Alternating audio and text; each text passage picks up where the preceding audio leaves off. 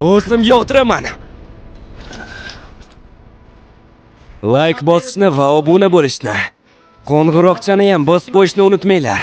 Oyoqlarini ishlatmasa, uni yenga olaman. Nega endi qo'lim turganda oyog'imni ishlatishim kerak?